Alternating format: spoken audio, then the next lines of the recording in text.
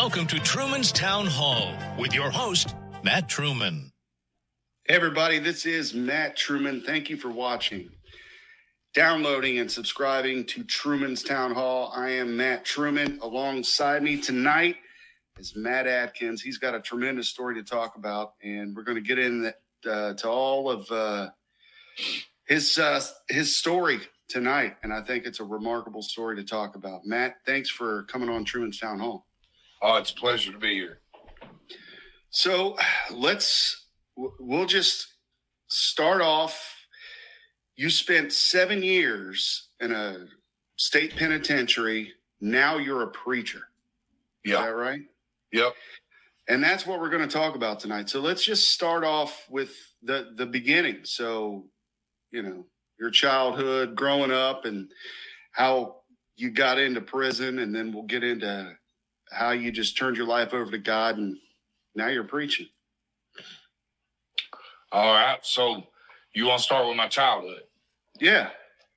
Okay. So I was born in Dayton, Ohio, and I lived there, actually in Sydney, Ohio, with my birth mom until I was 3 years old.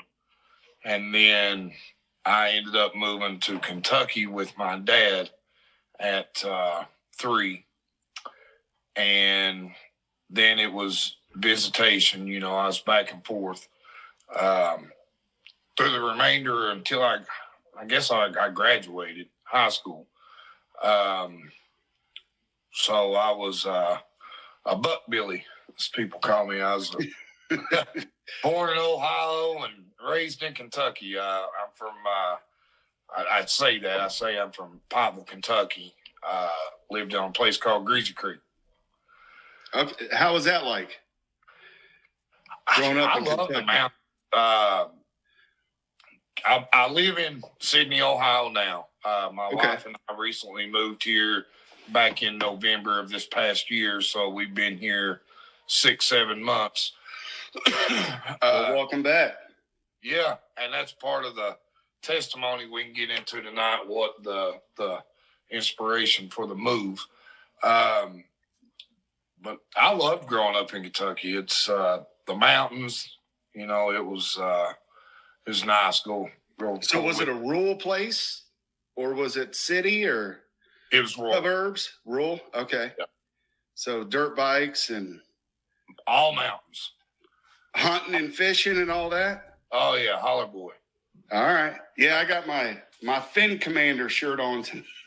This is kind of a relaxed podcast. This isn't like because Matt comes on Sunday nights with us, and we talk about the Bible and Jesus and God and everything in between, different doctrines. And then he shared with us one day that he had this thing where he may have spent some time in a penitentiary. So that's why we're here. But so you do a lot of fishing, hunting, and stuff in Kentucky. Yeah, I used to be big into bass fishing. I fished a lot of bass tournaments for probably about 3 years. Really? How'd you do? Done pretty good. I enjoyed it. Did you put any of those weights in the bass when you were No, done? I did not try that. Did you see those guys? I did. That was a big deal. Oh, man.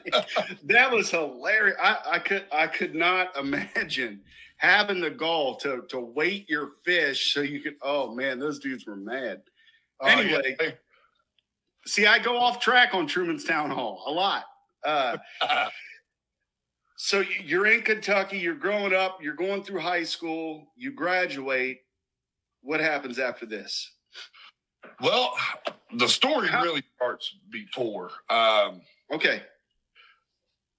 A lot of people think this is crazy, but it's real. So you really got to pay attention to your kids and watch how you're raising them. I say it all the time: raise your babies in church. Start teaching them about God at a young age. Now, my family in Kentucky, they were Christians. I can't remember at the age that my dad joined church, but I was younger, but I can remember early years in my life. Sorry, Dad. My dad was an alcoholic. He drank every day. And then I think I was 7 or 8 when he quit drinking and he joined church. But then when I come to Ohio, sorry again, family, it's just drinking. Everybody drank. So on both sides of my family, like my papa, my dad, all papa's brothers, everybody was drinkers. All back through that generation.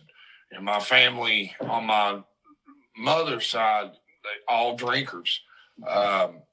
So I had that around me on both sides for years in the early part of my life. And so at a very young age, alcohol was ready available to me. So I started drinking really young, probably 8 or 9 years old, was probably the occasional, hey, it's fun here, have a beer. And then I always had older friends and always hung out with the older crowd in my life. So, when I was 10 years old, I already drank on the occasion, and people around me was all older, I'm talking mid-teens, 17, 18, and I was just kind of always right in the middle of that crowd. So I started at 10 years old. I was already introduced to drugs and alcohol, and the drugs started as a recreational thing. It was just the kind of fun thing. Hey, throw us little boys some dope, let him get high. What kind of drugs? First drug I ever done at 10 years old was cocaine. I was doing cocaine for probably on the occasion of 2 years before I even knew what marijuana was. Wow. Yeah. That's a big one. Yeah. And by the time I was 12 years old, I was starting to get in heavily to pain pills. And anybody, I know everybody knows about pain pills and the roller coaster that takes you on. When they get a hold of you, they've got a hold of you. That began around 12. And I apologize to everybody that's watching for my voice. I've had issues with sinus and allergies, and we've been talking about doing this for a week and a half or so, and I've been trying to wait till my voice gets better, and it just comes and goes. But by the time I was probably 14, I was severely addicted to pain pills. I was having to find a way to come up with something every day. Yeah. And for years and years, I managed it. I guess you'd say, and if you're watching this and you've been an addict or you're in addiction, you've said it or you're saying it now, I'm a functionable addict. I had myself convinced that nobody knew. I had myself convinced that I could live a normal life day to day, and they just helped me get through, but they didn't affect my character or my personality. How would you get a hold of the pills? Steal them from family members, medicine cabinets.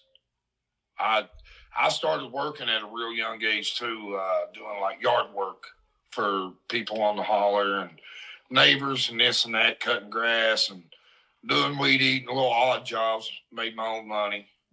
Sure. I found, like I said, I always had older friends, so it was easily. About what year was this, or the years? Was this 90s or early 2000s or? 90s is when it began, but it continued all through the 90s and into the early 2000s. Yeah, and that was a big time for pain pills. They were everywhere. You can get them anywhere. It wasn't until after that to where they started cracking down on all of it, and then that's when people switched over to heroin. Yeah. Did you ever get into that? I did. Yeah. Okay. Yeah, it was the opiate type buzz that really, that opiate high that really had a hold of me. I tried to give you a list of the drugs that I used to do and would have at that time said I enjoyed doing, it would be easier for me to give you a list of what I didn't mess with. But the narcotics, that opiate type high and heroin, that's what had a hold of me. Yeah. So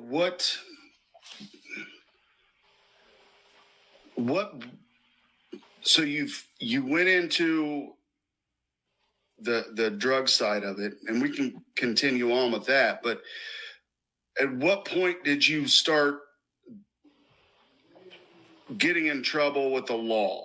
Can you talk about that? It was actually late in life, or later. I'm not old. I had made it all the way until I was 26, I think, when I got arrested. And it's really, I'm trying to, so I was, I think, 26 when I got arrested. And what had happened was I was with a girl, dating a girl, living with her. And we was getting into a lot of things that we shouldn't. And she was a klepto. Like, okay. I don't care where she went, what she done, she had to take something.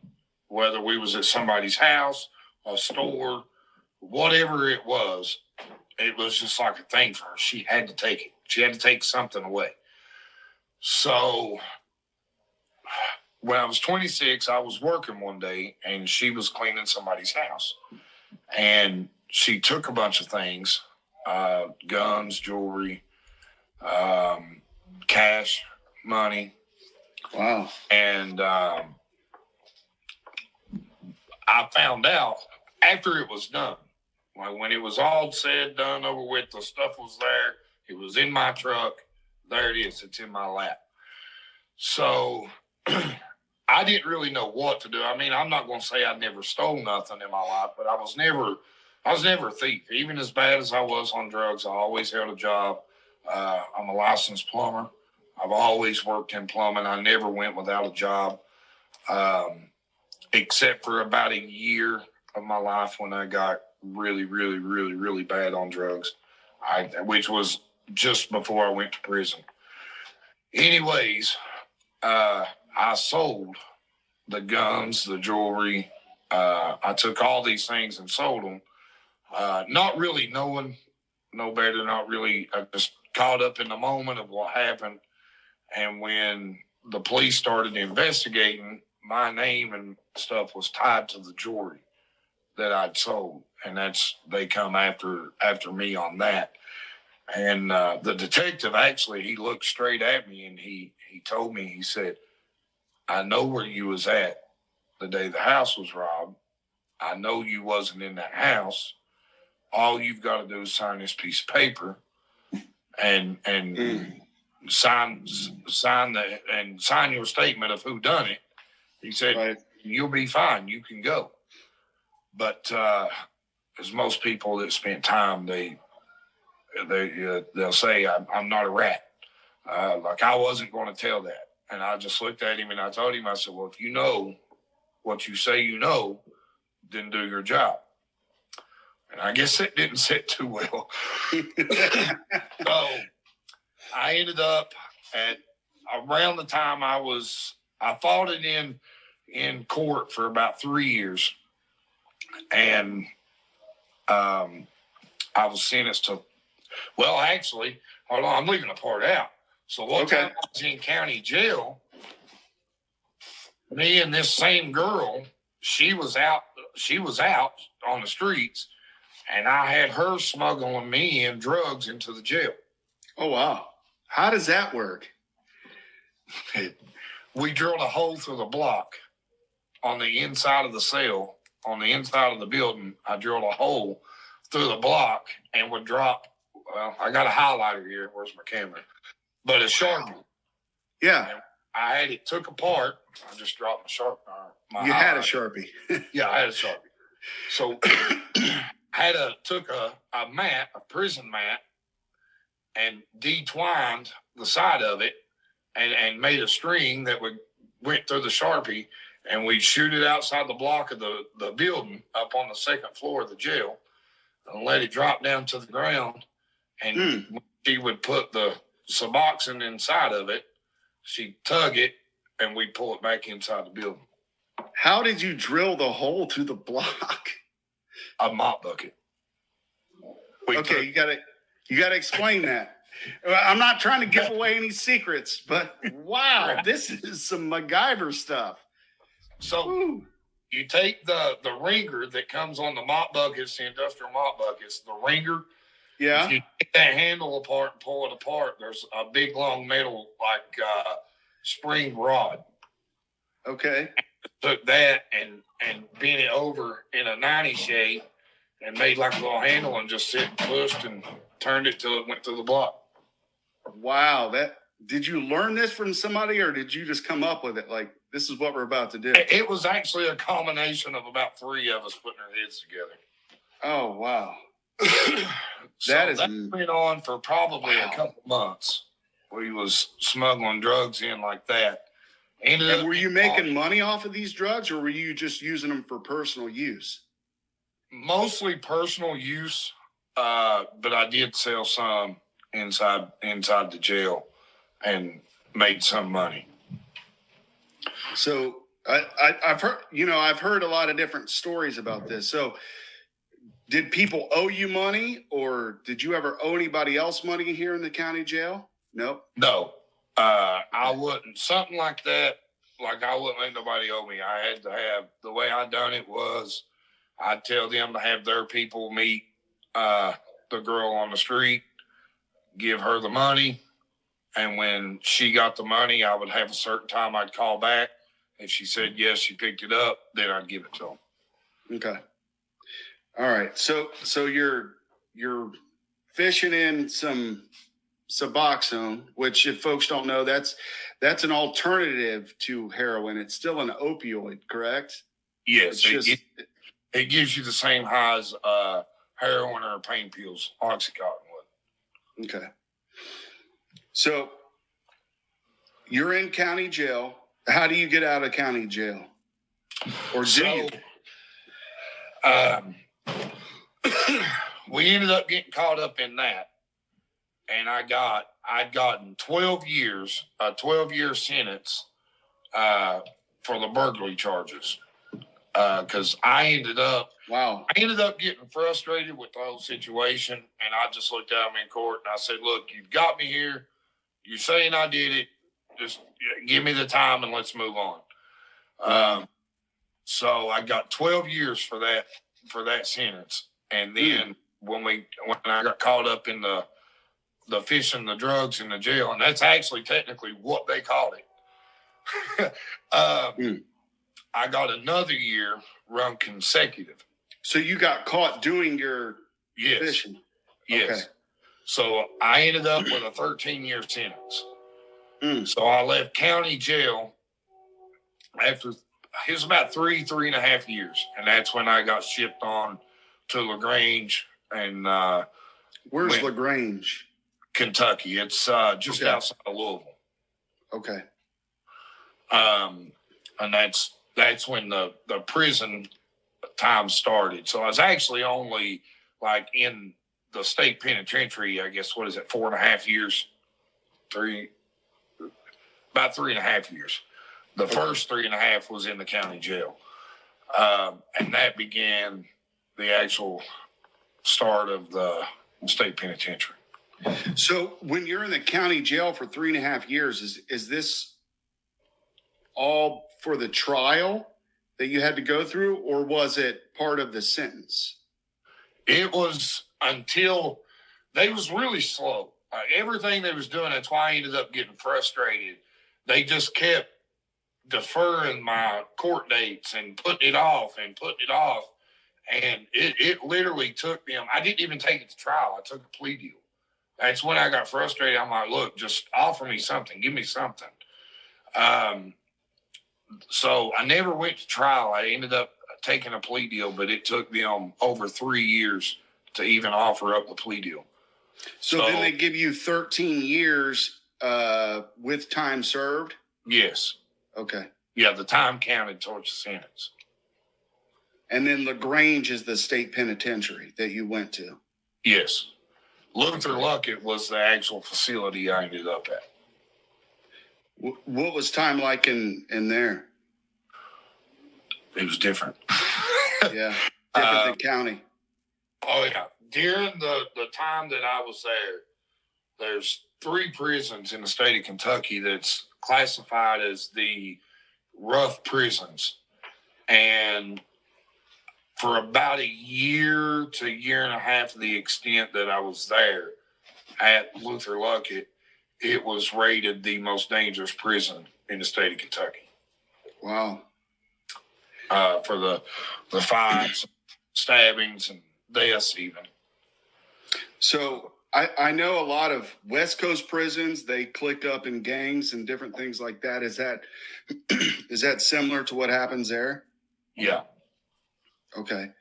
Did you have to get involved in that stuff? I was actually fortunate enough.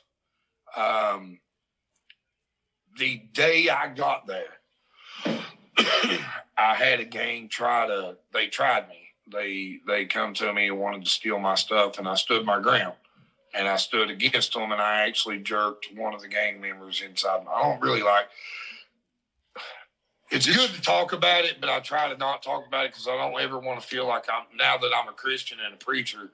Sure. On that type of life, but I mean, it's real. It's what really happened. I jerked one of the boys inside my cell.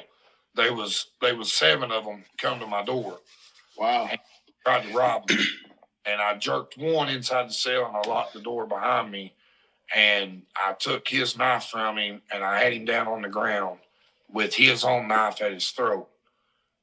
And I told him that, I said, anytime anybody, I said, y'all be prepared. I said, if you come after me, we're going to fight for it. Right.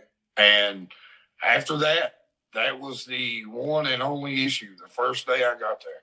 That was the one and only issue I had. I had gangs approach me and ask me to join, but I never had to. I guess I just made so many buddies with so many of the different gangs and their leaders, as you call it, that I just shot callers. Do they call them shot callers and key holders and all that? Yeah. Okay. So you were just an individual among everyone else. Yeah. And so I know, like on the West Coast prison system, that's not looked upon favorably.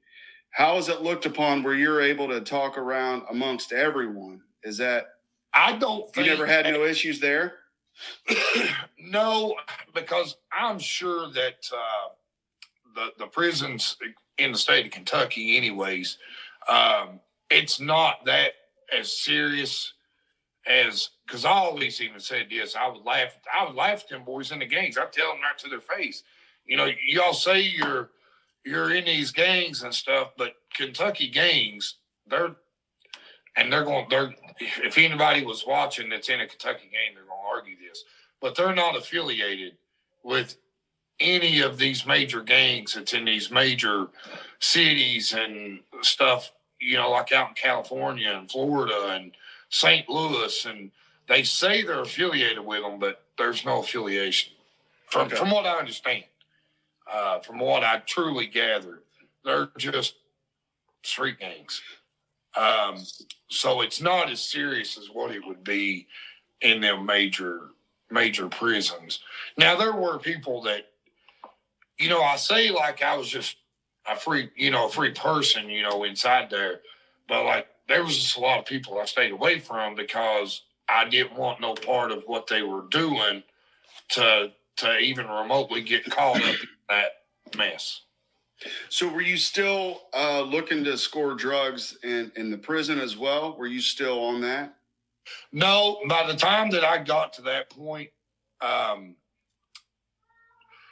after I got into all that mess in the county jail, that was kind of the turning point for me.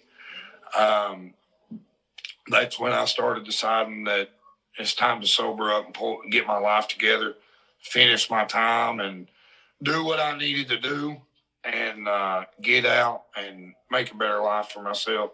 So by the time that I got to prison, I was drinking probably heavily, you could say, hooch. Okay. Did you make it? I never made it personally, no. But I usually tended to try and find bunkmates that did.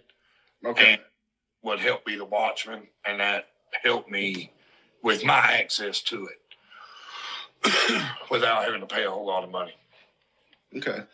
What's the payments in prison? Is it cash? Is it commissary? There is just like I was talking about in the county jail, that they do, cash on the street. You have your people meet up with my people, or PayPal your people, PayPal my people, or oh wow, and then we'll give you what you're wanting. But then there's food, like your canteen items, the stuff your family puts money on your prison books, and you can shop at the canteen store. Right. You can trade that for stuff. Yeah, when my kids need lunch money, I always tell my wife, hey, can you put some money on the kids' books? Because they go to a government school. But that's my side joke. Yeah.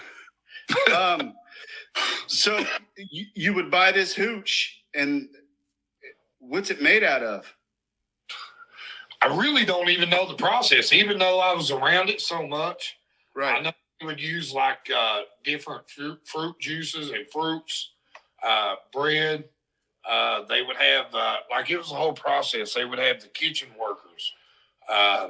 They pay kitchen workers to steal like yeast and certain things out of the kitchen that they needed to concoct it all up. Wow. And okay. Wow. And it would be cooked in a garbage bag. Yikes. Through the sun or? No, just sitting in a cell. It would take, because you couldn't heat it and you couldn't sit it out in the sun in prison, like you would literally, to make a batch of hooch, like you're talking a week plus process. Okay. So who did you meet in prison? Did you meet anyone in prison that helped you continue to get off of this, or did any of that help? Or was it strictly everybody's looking to get away from this mindset that they're in day to day, so they would drink the hooch or use drugs or whatever? To be honest with you, a lot of people in prison, and this is where they need to work to do something different, and they offer programs and stuff, but most people, even I was guilty of it. I was just taking programs just to help knock time off my sentence. Sure. As you complete programs, it knocks time off your sentence. What programs would you take? Anything and everything that was available. Like I even took drug programs, Thinking for Change. Did they help you? To me personally, like at the time, I wasn't really taking it real serious because I was basically just doing it to get time knocked off. Right. But it did make me think about some things different. Like there were some discussions that caught my attention and I paid attention to, and I was like, I really failed there. I wanted to blame this person or that person, but I really dropped the ball there, and I see that it was me now and not them. So there were parts of the program, if you could keep an open mind, that it did help. So they sprinkle in some stuff that'll catch folks. Oh, yeah. Good. That's good. There's just so many people that's just so caught up in that life. They have it embedded in their own brain that I can't change. I am who I am. I'm stuck in this life. When I get out, I don't have a chance. The police ain't going to let me. The system ain't going to let me. The system has me. So why try? People get so caught up in that. And if you don't give yourself a chance, nobody else can give you a chance. What do you think's the main reason, or the main few reasons, that folks stay in a lifestyle like that? Because there's a lot of recidivism where people go out, they get out of prison, they go back in, they get out, and they come back in. It's family.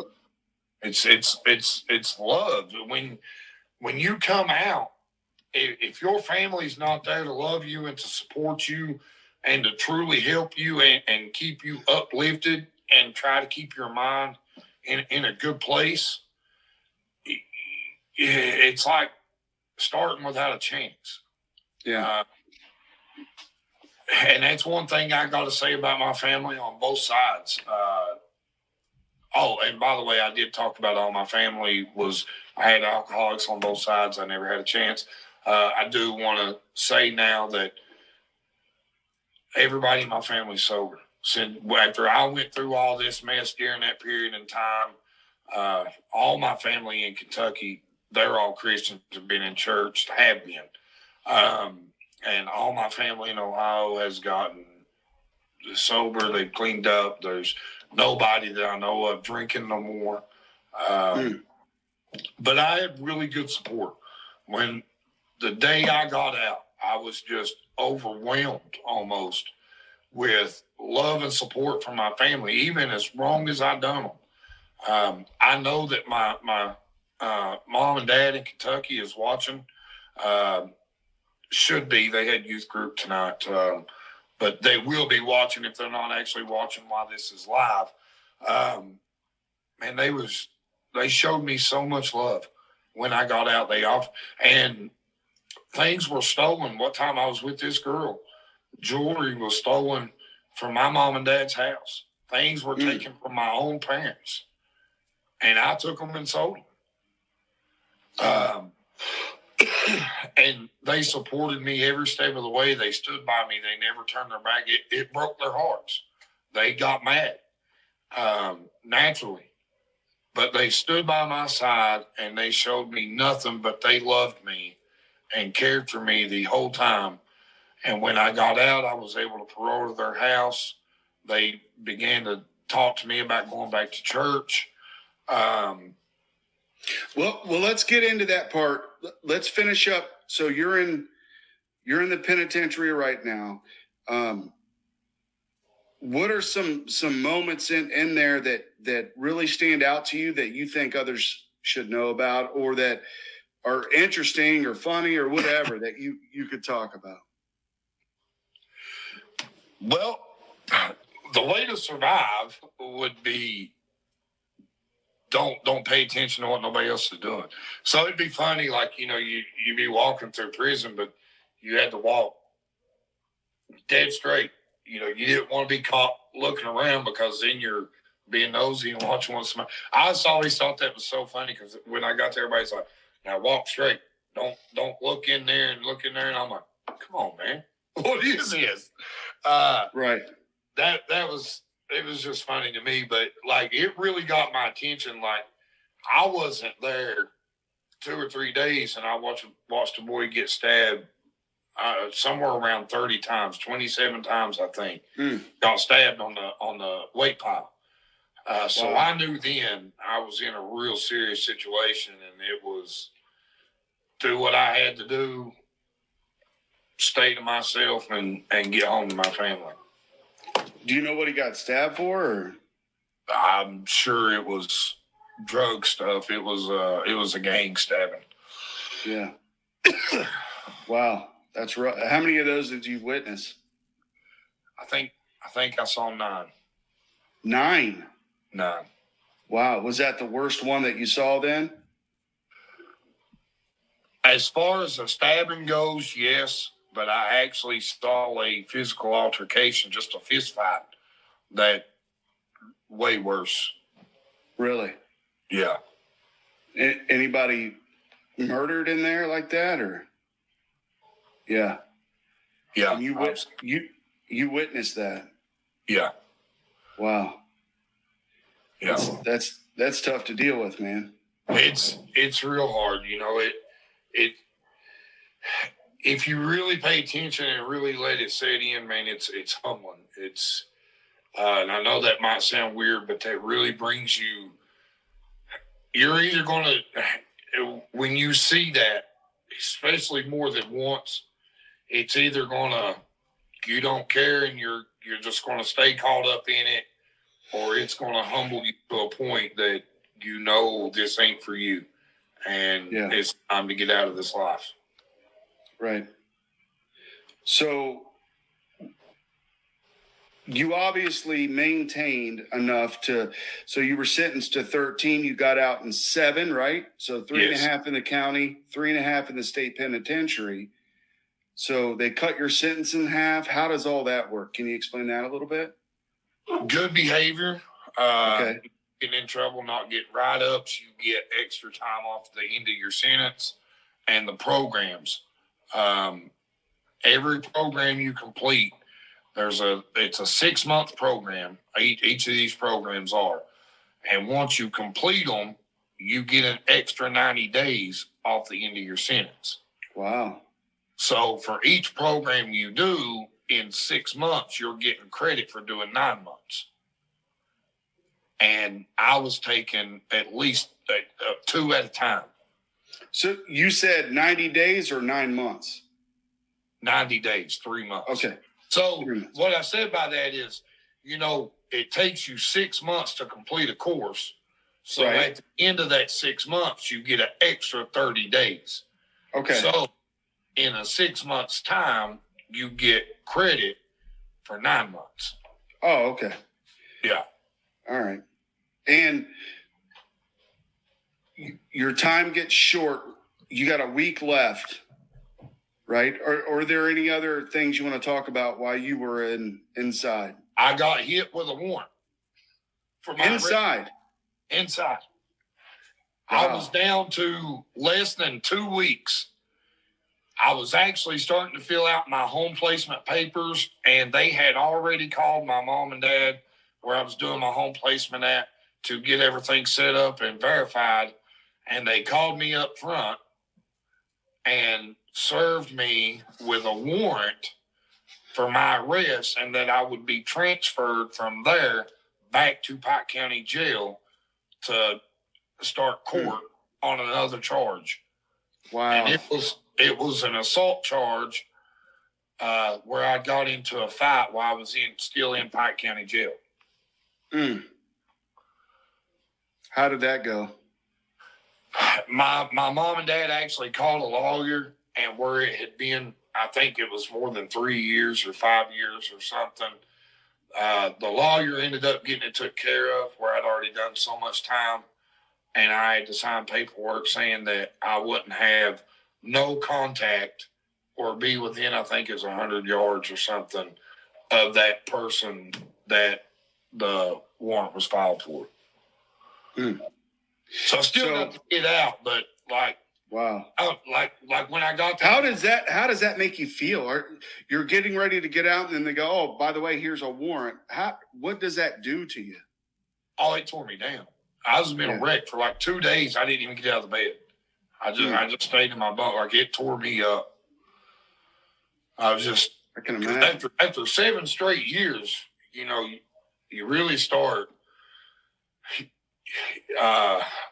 What's the word? Now, is this the system trying to mess with you, or was That's this? How I felt. I was just were they just holding that back until then? Like the fight happened at least 3 years ago, right? It was about 5 years. It was close to 5 years. And then they just spring it up on you. Yeah. So does this person file charges on you, or how does it? The jail actually did. Okay. It wasn't even the person filed the charges, because the guy ended up having to be hospitalized that I'd gotten a fight with. And the jail had filed the charges on me. Okay, so you're about a week to get out. You get the warrant. It's served to you. You fight it, and you're able to get out. What's that feeling like? How do you feel you're about to get out? Scared. Scared? Why? Why so?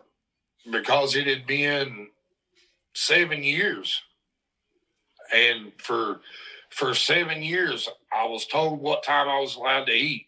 I was on a schedule for 7 years, what time I had to get up, what time I had to go eat breakfast, what time I had to go eat lunch, what time I had to eat dinner, what time I was allowed to go out and work out. Sounds like the Army. Yeah. Then I was told what time I had to go to bed. And several times throughout the day, whatever he's doing, you'd have to stop and go stand in line up for counts. So for 7 years, I was in this kind of boot camp like lifestyle, and I was told everything to do and everything not to do, and it was scary to know you're going home and you're back on your own and real life starts again. Right. Okay, so you didn't get ordained in prison. No. Nope. When you got out, were you looking to get back into drugs and drinking? Were you ready to party, or was it, okay, I'm getting out and I got a second chance at life, let's switch it up? I knew that I wasn't getting back into drugs. Mine dead set. I was not getting back into drugs. I couldn't wait to go get a can of beer. Yeah. That was my goal. That's what I said to everybody. I'm going straight. I'm getting me a 12-pack of Bud Light, and I'm going to go sit down and have some fun. And I did. I got straight back into drinking once a week, once every 2 weeks, ended up turning into every single day. Yeah. And, how much are you drinking every day? For a long time, I was drinking a case to a 30-pack a day. Wow. That's a lot, man. Yeah. I had met a woman, my wife now. We got married. I was raising her daughter. Her daughter was 2 years old. I started raising her as my own. Down in Kentucky, you guys are? Yes. Okay. I started raising the little girl as my own. Like she's my daughter. And was working every day. But from the time I got off work until I went to bed, I was drinking. And it started causing us all kinds of problems. All we was doing was fighting and arguing. It got so bad that it led us to divorce. And we were divorced for 4 months. And right at the end of that 4 months, I just got I was just over it. I was done. I was tired. And I called her and I said, you know what? I want to talk to you. So we got together and we talked, and I told her, I said, I'm just sick of this. I said, I want something better. I know there's something better, and I know where to get it. I said, I was raised in church, and that's what we need. We need to start going to church.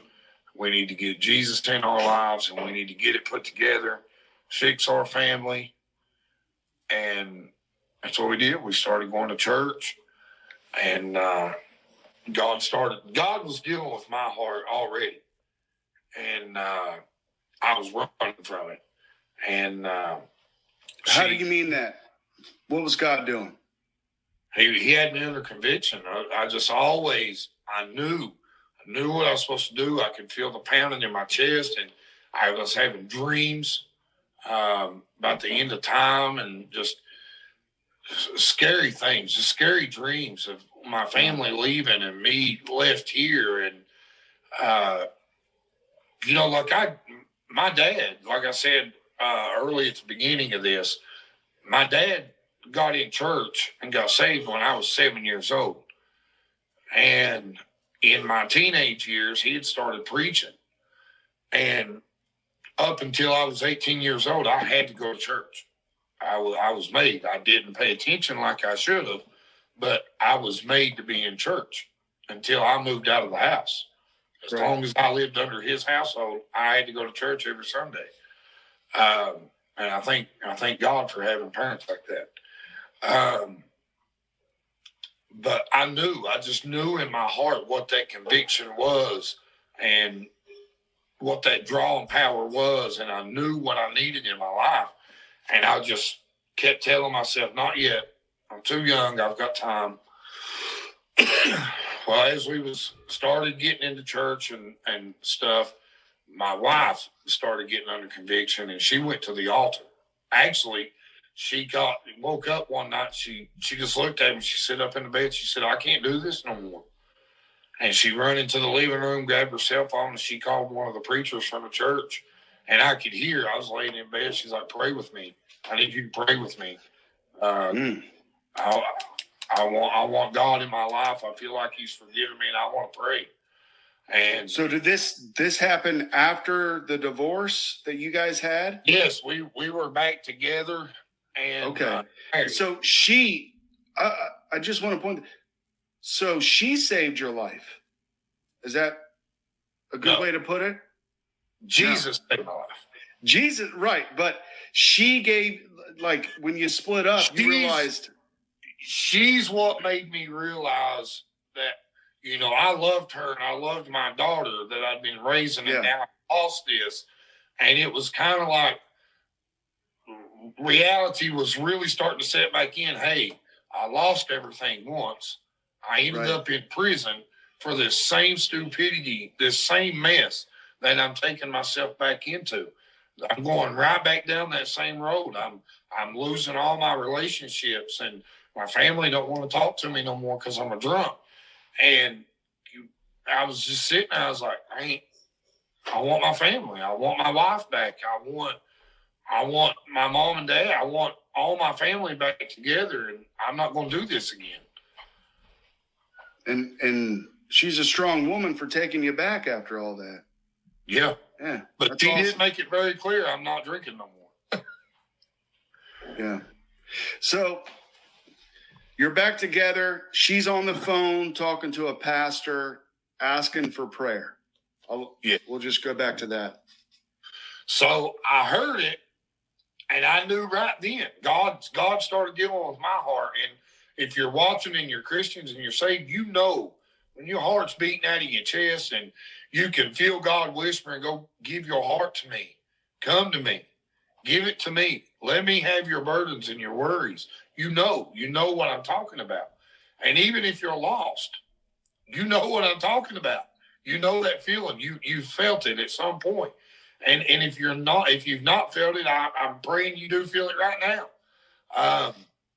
But I knew then, and I went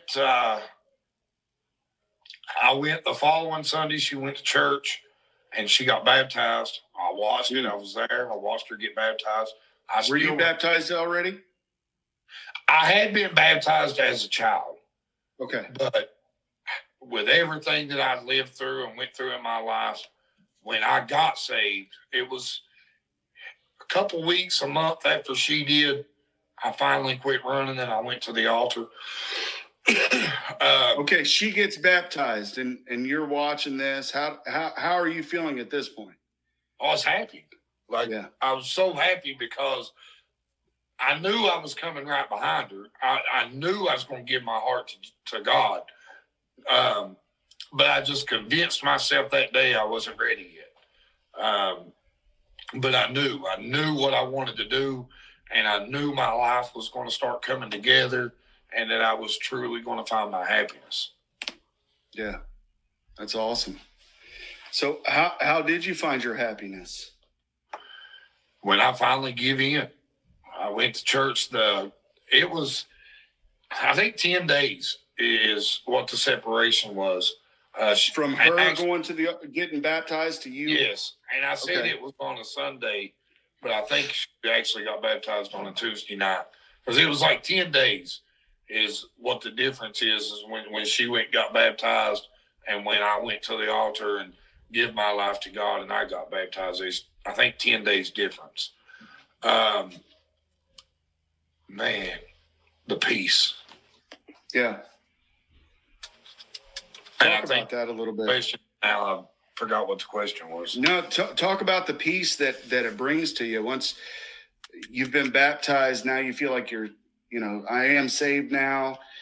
I have the ability to control all the evil stuff that I bring into my life. I don't have to do that no more with the alcohol and drugs and the prison and the people that brings in, right? What's that peace feel like? Can you describe it at all? There's not even words to describe the peace that I felt immediately and that I still feel today. It's just so joyous. And I'm not going to sit here and say and lie to anybody that, the devil never puts thoughts in my head. Hey, sure, it's okay. But I'd been sober from drugs for years. I've not been on drugs since May 5th, 2013. So like I'd been clean from drugs for years and was still tempted, even to a point almost on a daily basis, especially while I was drinking, because it was constantly like, hey, you can get high. You're drinking anyways. Just go ahead and get high. Right. You can do it today. You aren't do it tomorrow. Like the temptation. It loosens the inhibitions. You don't have any control. You're just kind of like, whatever, man. Yeah, I get that. And after I give my heart to God, I prayed and I told him, because you just feel the power of God. And when he comes in, the Bible says that, he cleans up the outside and the inside comes clean also. You can just feel all that leak, all that worry and all that stress and burdens. You don't have to carry it no more by yourself. God's right there to carry it for you. But, as Christians, what we got to do is truly let go and let God have it. We got to truly just give it to him. And I can sit here and honestly say today, yes, sometimes the devil does put the random thoughts in my head on the occasion. Boy, wouldn't a beer taste good? Or wouldn't a pain pill make you feel good? But it's easy to just brush that off now and just be like, get off my back, Satan. I ain't listening. Yeah. And it's just such a stress-free life, just that I can live and enjoy every single day of my life. And I don't have those worries no more. And I don't have those cares of thoughts no more. It's just so peaceful and easy. I hear addicts say today, it's not easy. It's not easy. Well, you can't do it on your own. First and foremost, you can't carry that burden alone. God has to truly deliver you. And I do want to get on this. I'm sorry if this ain't where you want to go on the show. No, go for it. I want to get off on this. Like so many people say, I got to have Suboxone or I got to have my methadone to get off the drugs. Listen, I did it. I didn't need none of that. And I know who delivered me from it, and it was my Lord and Savior. He took that from me. And I didn't need none of that. And you don't either. You don't need Suboxone. You don't need methadone. Go to the altar, meet Jesus Christ, and let his holy blood run through your veins. That's the only medicine you need. Yeah. And somebody might hear that and say, well, that's easy for you to say. So what was it like? I mean, the feeling of getting off of opiates, it's a horrible feeling. You feel sick. You don't feel like getting out of bed. And I couldn't eat 29 days. You couldn't eat for 29 days. Wow. When I decided I was done. And you even used Suboxone as a recreational drug, right? Suboxone was harder for me to come off of than any pain pill I ever took. Wow. It was harder for me to come off Suboxone than any other drug I'd ever took. Suboxone is what I had to come clean from when I actually quit. And it was the most miserable thing I'd ever went through in my life. Yeah. I would do another 7 years in prison completely sober before I'd want to come off Suboxone again. Wow. That's saying a lot, brother. Yeah.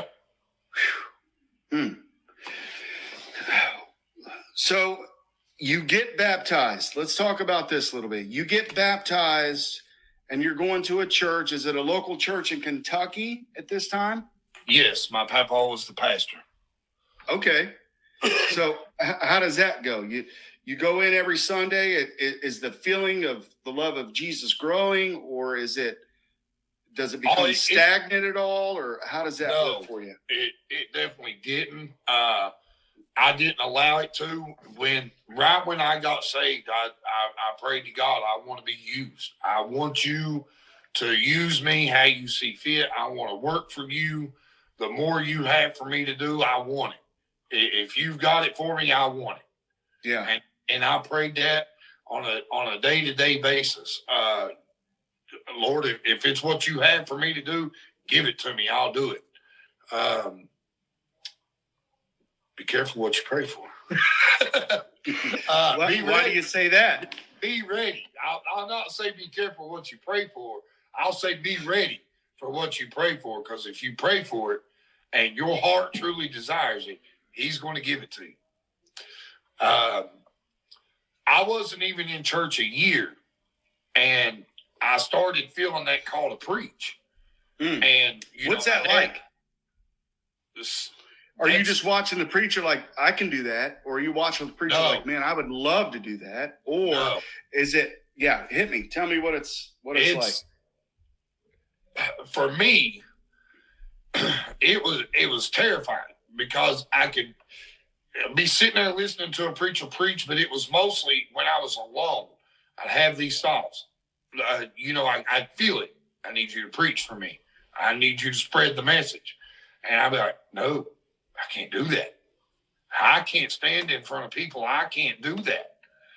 And so I tried running from it. I'm like, God, I know I prayed. If you had it for me, I'll do it. Use me. But not this. I don't want this. I don't want to preach. I don't want to be the man standing there behind the pulpit. Plus, as a preacher, a preacher is held accountable for everything that we say, everything that we preach, and everything that we teach. We're going to stand before God and be held accountable for what we teach people. And you're holding His word. Yeah. So it's a very serious matter. So I went before the church, and I don't want people. Christians will understand this, but if you're listening to me and you're lost, you might not understand it. But God's going to get your attention. Like he got my attention from the lifestyle that I was living in. He had to put me in prison.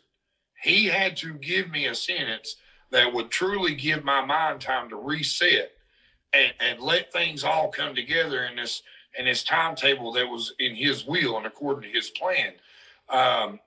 That's what He had to do for me. He had to put me in prison. He had to bring me down. And what year did you get out? 2019.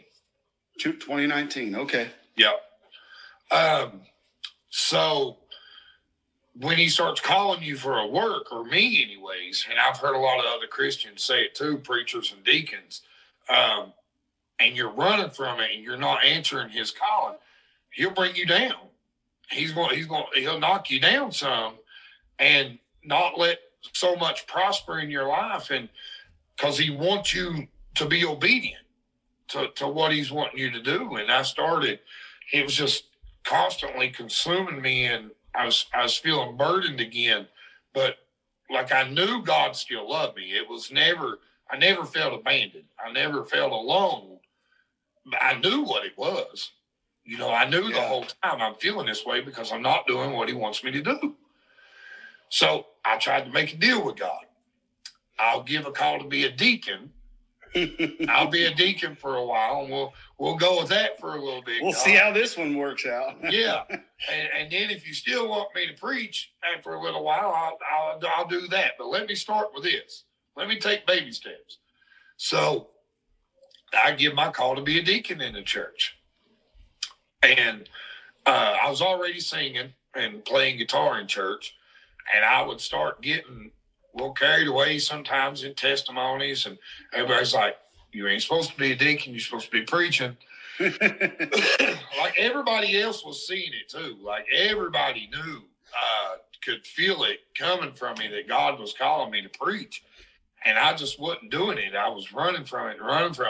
I started doing lives on Facebook and would give little testimonies and I would say Bible studying or Bible teaching. And because I couldn't call it preaching because I wouldn't get my call to preach. Finally, I'll never forget it. I started praying to God. I said, listen, God, if you're really calling me to preach, if you really want me to preach, you show me. Just make me understand that I'm not supposed to be a deacon. I'm supposed to preach. The very next morning, I wake up.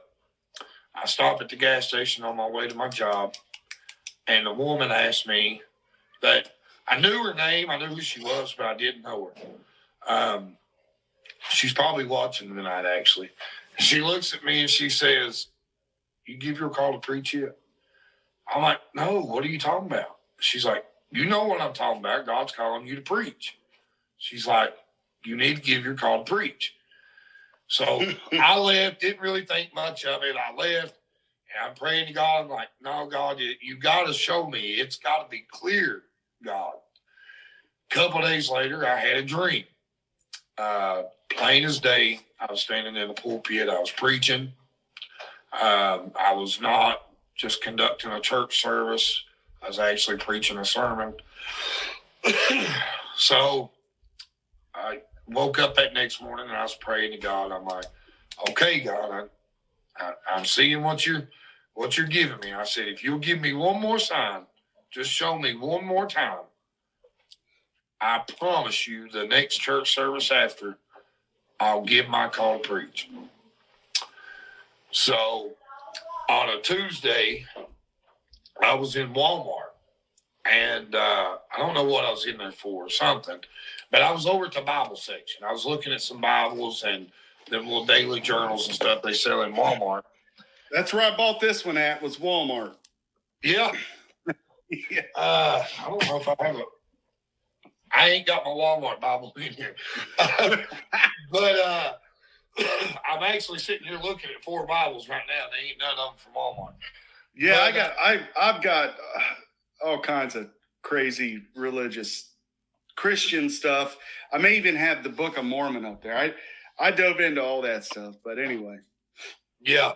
So I was standing there looking at the Bible's devotional something. A stranger walks up to me.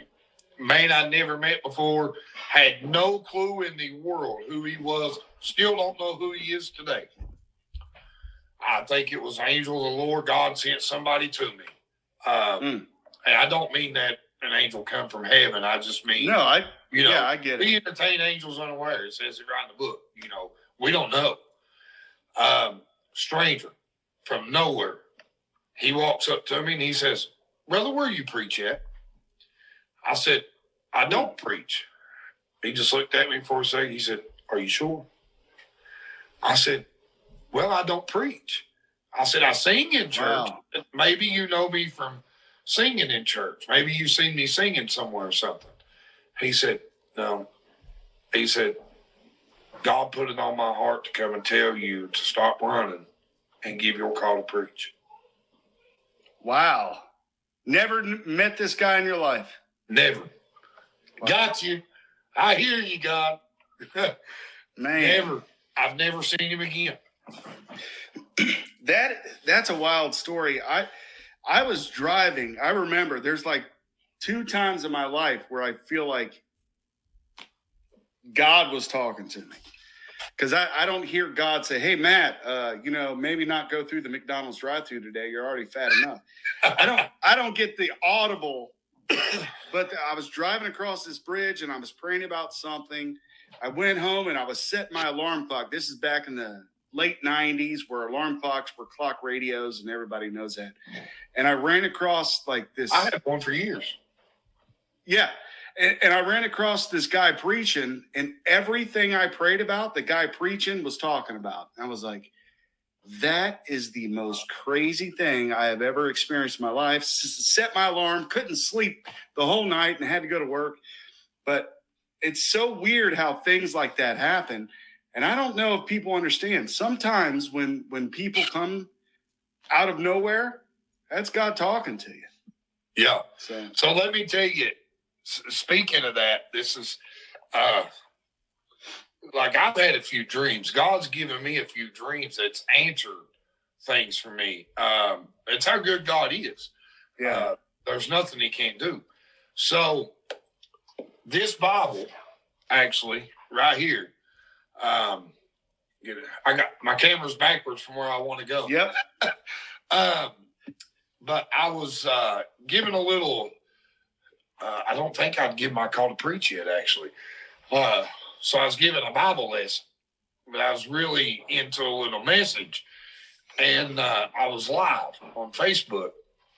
And a boy I went to school with, he's preaching now, I'm pretty sure. But I know he's a good man of God. I see a lot of his stuff and hear a lot from him and about him. But he had messaged me a comment. And and he said to me in the comment, "Nice CBP, brother." I had no clue. Well, I didn't want to look stupid, so I was embarrassed by this. I was like looking at my wife. I'm like, "What does he mean, nice CBP, brother?" And I couldn't figure it out. I asked my wife. I said, "Is that is that short for something? In a text?" What's the acronym I'm hearing? Yeah. I said, "Is that short for anything?" She's like, "No, not anything that I know of." So I went back and rewatched my live to where when he typed that in during my live, I could hear what I said when it popped up and posted when he'd made the comment or what I was doing, whatever. And nothing really clicked. The only thing I had done was lifted my Bible up. Of course, it was open.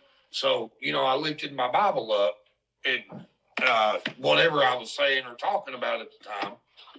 But it never clicked to me. I didn't know what he was talking about. Listen, when I tell you I sit and worried and wondered, I was Googling what acronym is CBP? What would this be short for in text? Nothing. I was getting nothing. I spent 2 or 3 hours trying to figure it out. But I didn't want to message him privately and be like, "What do you mean? What are you talking about? What's CBP?" So I went to bed. We all went to bed that night. And this was on a Saturday night. Church was the next morning. So I woke up from a dream just before everybody else woke up. Like I literally had the dream almost before our alarm clocks went off. And I sit straight up in the bed from this dream. And the dream was CBP. It was just a voice. I didn't see nothing in my dream, nothing. It was just black. But I could just hear a voice. And it said, "CBP is the publisher of your Bible, my son." Plain as day, that's what it said to me. So when I woke up, I'd laid back down, after I sit up in the bed. When I woke up, I looked over at my wife and I said, "I had a dream that CBP is the publisher of my Bible." And she said, "What are you talking about?" I said, "I don't know, but I'm going to go see." So I jumped straight up out of the bed before I even went to the bathroom. I walked straight into the living room. I grabbed my Bible. I pick it up. I look at it. And I don't know if you can see this or not. Yep.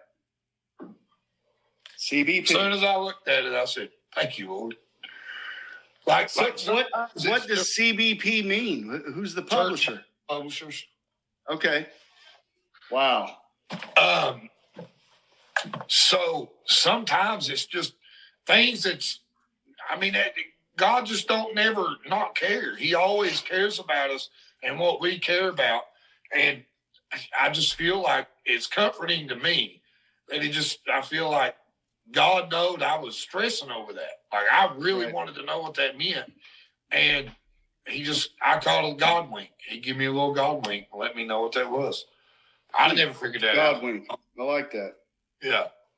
So you get baptized, you become a deacon. The guy at Walmart tells you you need to be a preacher. Never met the guy. You have this dream. When do you become a minister, a preacher? When does that happen? When So do you get ordained? Literally the next church service that I was at, a good friend of mine that I went to high school with lived the same kind of life, and I guarantee you he's watching. Hi, brother, love you. Lived a life a lot like mine.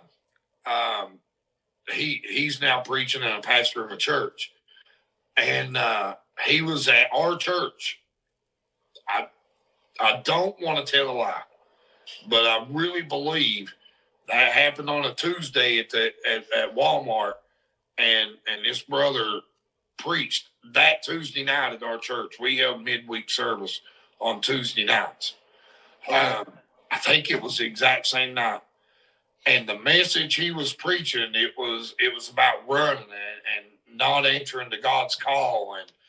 And I can't remember the exact message word for word because I was tore up. When I tell you, brother, I was sitting there chomping at my nails like I was just squirming in my seat. I knew. And it was just so clear, like, you've got to give your call to preach. And just as soon as the brother quit preaching, I stood up and I said, y'all, I've got to come up front. I got to come up to the podium. I got to say something. So I went straight up there and I announced to the church that God was calling me to preach, that I'd give the wrong call, and God wasn't calling me to be a deacon, that I was trying to run from it and say I was supposed to be a deacon, and like I had to stand before the church and do that. And so the following business meeting of the church, which was 3 weeks, they licensed me to preach. And that's a year process. And now I'm actually going through the process of being ordained now here in Ohio that my year's up. Awesome. How's that going? How's the whole process going? It's going good. I think everything's going to be, if it's the good Lord's will, everything will be official and done on July 1st. July 1st. Awesome. But and, whether, even if something happens between man and they find a reason not to ordain me for some reason, I'm going to keep on keeping on. I'm going to do God's work. Good deal. So you're preaching now, right? Yes. You're developing sermons. So how does that work? Do you develop them before you go in on Sunday or Tuesday, or you just go up there and let the Lord lead you? I go up there and let the Lord lead me. Awesome. That's my favorite. Wayland does that. You do that, or Wayland's church folks, they do that, and that's my favorite. It almost seems robotic when folks plan out sermons and all that. I like it when it's just, out of it. You kind of get an idea, like, I kind of want to talk about on that, and then you go, oh wait, we need to go to John 3 or whatever. Yeah, I like that. That's good. I'm still young. I'm still young as a Christian, young as a minister. I'm just trusting God. I'm still learning from the Bible so much. Like I don't know the Bible like Brother Wayland does. There's so many more that, like, I feel least among my brothers preaching, but that's okay because God's going to grow me, and He's going to grow me into the preacher that He wants me to be. I'm just trusting Him. I go where He wants me to go in the Bible. There's times I can have something on my mind or on my heart going into a church service and get there and testimonies. People start giving their testimonies and talking about stuff, and God changed it in a split second. And I don't have to know it in the Bible. I don't have to be well read up on it. I just trust in God, and He'll put me there, and I'll read it. I'll read His words. I'll read His message, and He'll preach me. It don't need to be practiced out. So it appears that the church you attend, they don't turn anyone away. No. And that's great. There's some churches out here where you'll have folks or pastors who we don't want those people part of this church.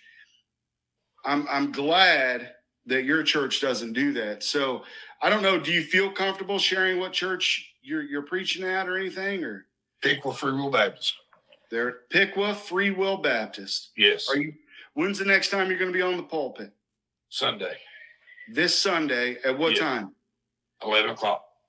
11 o'clock. So if we want to, are you guys on Facebook? Can people look at you there? Yeah. Piqua First Free Will Baptist. Okay. We broadcast live every Sunday.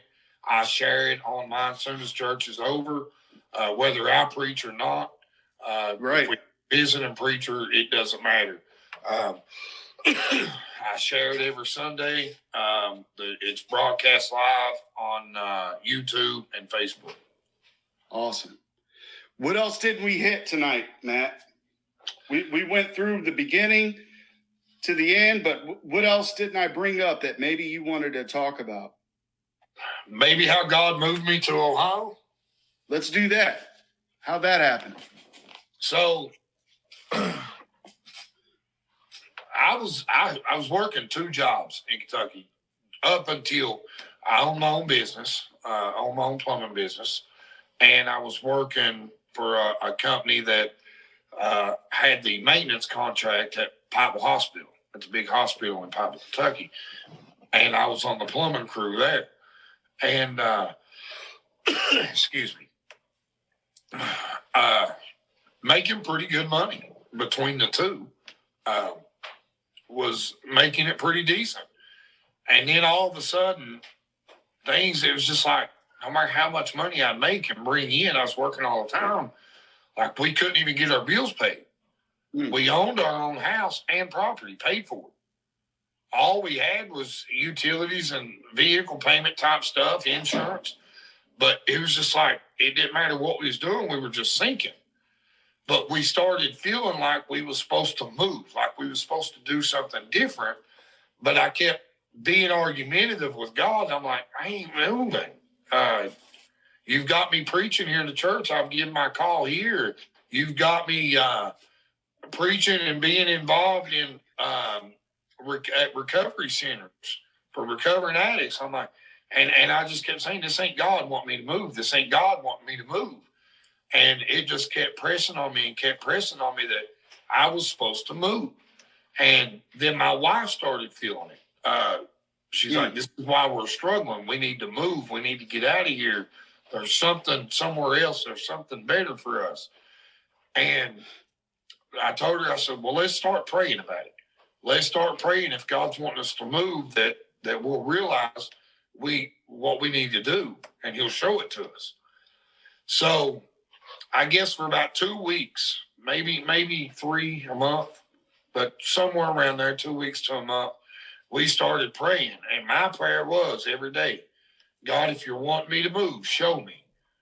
Make it so clear that I can't misunderstand that you're wanting me to relocate my family and do something different. And if you are calling me to move, I want it to be your will for your work. So as time goes on, like I said, 2 weeks, a month, I'm praying this prayer. All of a sudden, only people I mentioned it to was some close family. I think I'd mentioned it to my mom that lives here in Ohio. And she had mentioned it to my grandmother. Well, the company that I now work for had posted something on Facebook that they were hiring. But the post was they was hired for remodelers, experienced remodelers. Right. And, I'm a licensed plumber. So my grandmother seen that post, and she knew a woman that worked at this company. And she sent her a message, said, hey, would they be interested in hiring a plumber? So I remember it plain as day. On a Sunday, the owner of the company that I work for, he calls me. He gets my number from my family up here, and he calls me, and he's like, hey, I'd like to offer you a job. I'd like to offer you an opportunity to come to my company and start a plumbing division within this company. We don't have a plumber, and we would like to start a plumbing division. So we talked, and I was like, well, listen, I mean, I own property and stuff, a house down here. I'd have to get this sold, and, you know, you got to give me time, you know, and I, first and foremost, I got to know that this is God's will. This is what he's wanting me to do. So as I was praying, God, you make it clear. You make it to where I can't misunderstand it. And if you're wanting me to move to Ohio, make it happen with no effort to where I can't argue with it. So the next morning, Monday morning, my wife and I, we wake up and I looked at her and I said, post our house and property for sale. Just see if anybody's interested. Post it on Facebook, see that it's for sale. So I get the phone call on Sunday. Monday morning, she makes a post on Facebook. Monday evening, a guy sitting in our driveway, interested, wanting to look at it. He looks at it for a few minutes, said, okay, I want it. He said, I'll be back. He said, I'll be back Friday with the money. Wow. He said, I don't like banks. He said, I'll be back Friday with the money. He comes back Friday with the money. And I said, he said, can you be, this was on the 16th, November 16th. He said, can you be out by December 1st? I said, Bill, I don't know. I said, we ain't even went to Ohio to look for a place to live. I don't know. So you'd be homeless. Yeah. I said, let me go to Ohio and see if I can find anything for rent or what I can find, what I can do. So we left Saturday and we drove to Ohio and rented. We went ahead and paid for a week in a hotel room. I'd done let the place I was working at know, and my customers from my business know I was going to be out of town, possibly moving. Might not come back. Didn't know. So we're in this hotel. We get up here on Saturday night. On Monday, that Sunday, I did skip church, and we drove around just kind of looking. But, you know, nothing, no places were open or nothing on Sundays. Right. To get in and look at homes. So Monday morning, we get on the search and on the hunt for a home. And my uncle and my mom was all telling me, like, you're going to have to wait. You ain't going to find nothing. You're moving up here in the dead start of winter. There ain't nobody moving in the wintertime. You ain't going to find Ohio. Yeah. They's like, you ain't going to find a place to rent till spring. And I'm like, God will make a way. If this is God's will and what he's wanting me to do, he'll make a way. So we find a couple places online that were, you know, on like Facebook Marketplace and places this and that's got places listed for rent. Well, we're on our way to look at the first house. We drive by a house that has a big for rent sign in the yard, and there's a Christian bookstore right next door to it. Shared driveway. And I just looked at my wife, and she looked at me. She said, turn around, let's go see. Pulled in the driveway. A Christian family owns the house.